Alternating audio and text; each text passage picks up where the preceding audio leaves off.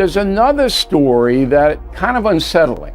So you know the basketball superstar Caitlin Clark, all right? Caitlin Clark comes in and is immediately the biggest star in the league. Apparently there's some jealousy that might be manifesting itself into physical inappropriate conduct. The Indiana Fever's locker room was alive with the familiar post-practice chaos just minutes earlier. The sound of music spilling from a portable speaker, the slap of high fives between teammates, and Sophie Cunningham tossing one-liners that sent waves of laughter across the room. But the shift, when it came, was instantaneous and absolute. It was as if the air itself had been drained out, replaced by something heavy, pressing down on every shoulder in the room. Sophie moved forward with the deliberate pace of someone who knew the weight of what she was about to say. She didn't need to call for silence. The room fell quiet the moment she planted her feet in front of the cameras. That fierce, unblinking game face that had stared down the league's hardest hitters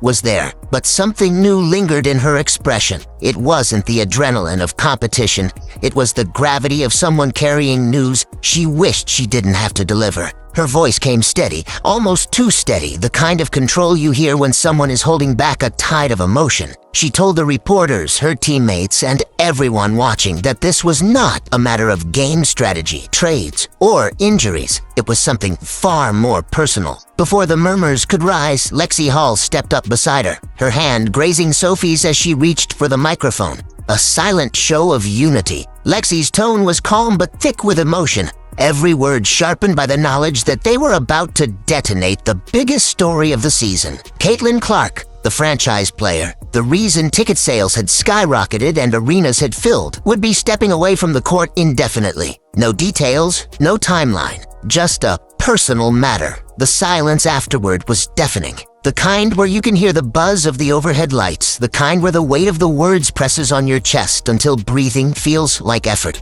Now, LeBron James, maybe the best basketball player ever, he's been watching this situation.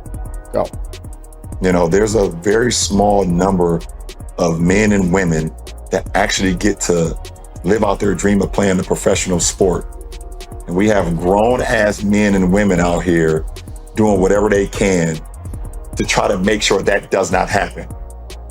That is the weirdest thing in the world. Well, outside that locker room, the announcement moved at the speed of wildfire. Within 10 minutes, it wasn't just trending. It was the only thing anyone in the WNBA sphere was talking about. X lit up with frantic speculation, fan theories, and hastily assembled evidence threads. Instagram was flooded with slow-motion clips of the press conference. Strangers in the comments playing amateur lip readers, claiming Sophie's jaw tightened just before she stepped aside, swearing they heard Lexie's voice fracture on Caitlin's name. TikTok was a different beast entirely. Fan edits paired with dramatic music, racking up hundreds of thousands of views in minutes. The rumor mill spun faster than the Fever's PR team could blink. Whispers of an undisclosed incident during a road trip, guesses about personal struggles, even conspiracies with no basis in reality. But thousands of shares anyway. Meanwhile, Sophie and Lexie faced the press with the kind of composure that makes headlines. Polite smiles, firm refusals to elaborate, repeating only that they were protecting their teammates' privacy.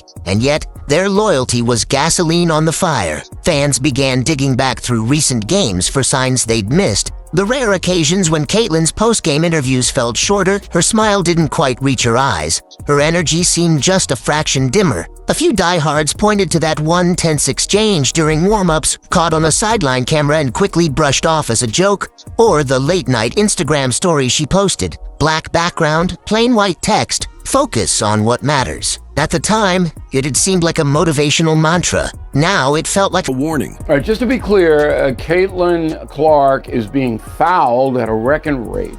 Some of them are brutal fouls, and a lot of the refs are looking the other way. And the women fouling her are doing it on purpose. This is the kind of mystery that the WNBA community thrives on, the kind that pulls everyone into the hunt for the hidden story. And for those who have followed Sophie Cunningham's career, Her role in this moment was monumental. She's never been the quiet, behind-the-scenes type. Her identity as a player has been forged in fire, the unapologetic protector, the one who plays with an edge sharp enough to cut through the court's noise. From Caitlin Clark's first day in Fever Colors, Sophie had made it crystal clear. Anyone trying to rough up the rookie would have to go through her first. And she didn't just talk, she backed it up, stepping in during heated moments, clapping back at pundits who dared to criticize Caitlin, even calling out officiating she believed was unfair. That's why her voice breaking, ever so slightly during this announcement, landed like a gut punch. This wasn't the Sophie who stares down her opponents without blinking. This was Sophie stripped of her usual armor, standing in front of the world asking them to back off, to give Caitlin the space she clearly needed. Over the past few weeks, her support had been woven into the smallest details,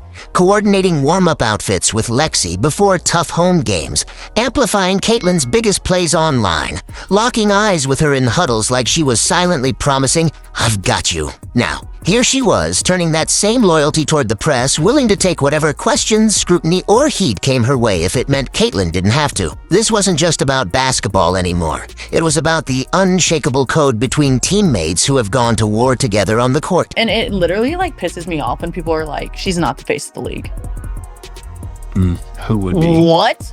No, there's really Good, well-known people in our league. I'm not discrediting them. We have a lot of badasses in our league. Yeah. hell yeah to that. I'm all for that. But when people try to argue that she's not the face of our league, Yeah. or if our league would be where we're at without her, you're dumb as shit.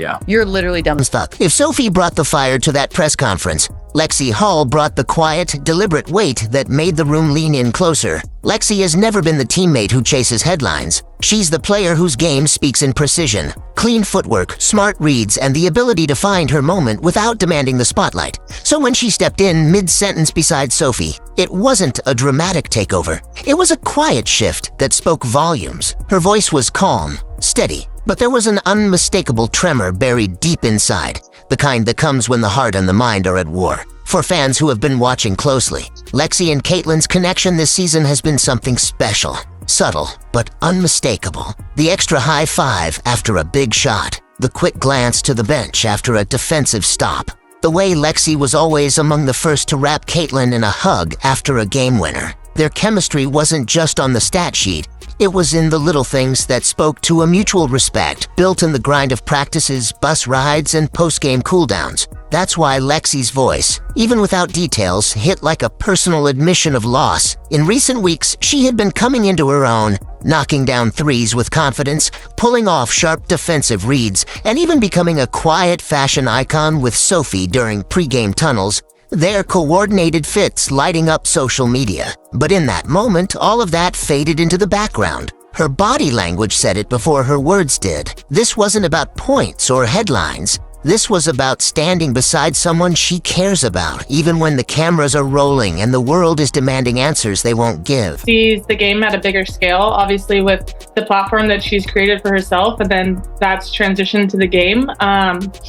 It's huge. And I think for me, especially as a point guard and as someone that's delivering a lot of the passes that lead to shots, if I miss, she's definitely going to say, you got the next one. I can count on her for keeping me confident and positive. What amplified the tension more than anything was Caitlin Clark's complete and total silence. In an era where star athletes break news themselves on Instagram, where Twitter posts can shift narratives before teams even issue a press release, her absence was louder than any statement could have been. Just weeks ago, she had been casually sparring with Sophie over her lack of online presence, tossing out behind-the-scenes snapshots from practice, joking with reporters that she preferred to focus on basketball, not likes. Back then, it seemed like a throwaway line. Now, it reads like a breadcrumb, a prelude to a disappearance. Watching her most recent interviews in hindsight, the signs were there. Shorter answers, her trademark spark dimmed just enough to notice, quick pivots away from personal topics. It was as if she had been slowly retreating behind an invisible wall while still playing at the highest level.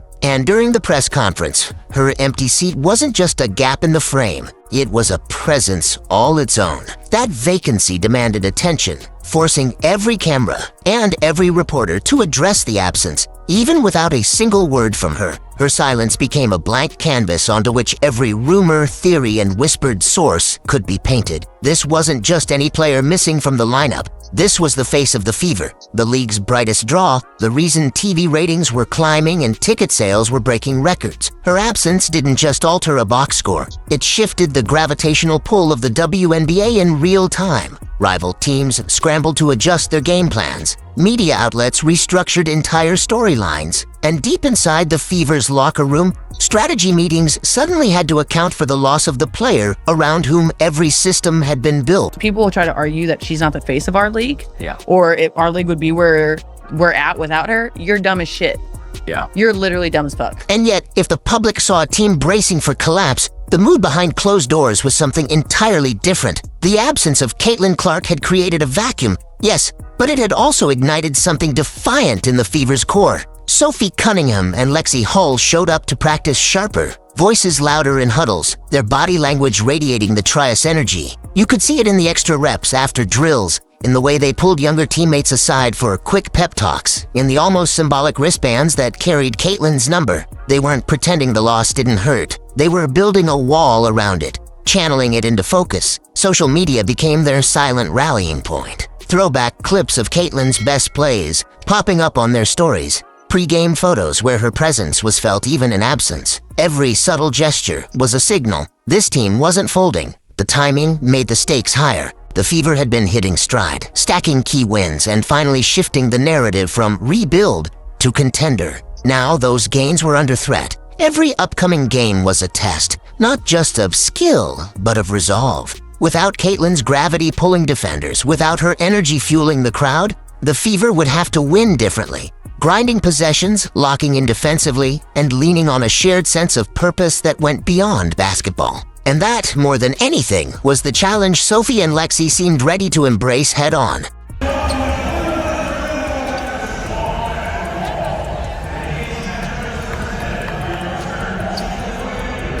We've seen that a couple of times, and there's a steal, 3 consecutive turnovers. It's all with the steal. It's McDonald. Pressure up the line, taking away the three-point shot. But no matter how strong the front, the truth remains. The Fever's future now hinges on something only a handful of people inside the organization can influence. The secrecy around Caitlin's situation has become part of the story, a storm of intrigue where every day without an update spawns a new theory. Is this a short-term break? A season-ending absence? The first hint of a larger shift in her career? Nobody outside the inner circle knows. Not the analysts dissecting game tape. Not the fans who have ridden every high and low of the season. Not even the reporters digging for that elusive scoop. And maybe that's the point. Maybe keeping it locked away is the only way to shield her from the relentless churn of public opinion. What began as a gut-punch announcement has evolved into one of the WNBA season's defining mysteries. A story about loyalty and friendship just as much as it is about basketball. Sophie Cunningham and Lexie Hull have drawn their line in the sand. They'll take the questions, the speculation, even the heat of criticism, if it means Caitlin can face whatever storm she's in on her own terms. The rest of the league, the fans, and the media will have to do the hardest thing in sports: wait. Wait for the moment when, whether it's next week, next month, or next season, Caitlin Clark steps back on the court and see how much the game and perhaps the league itself has changed in her absence.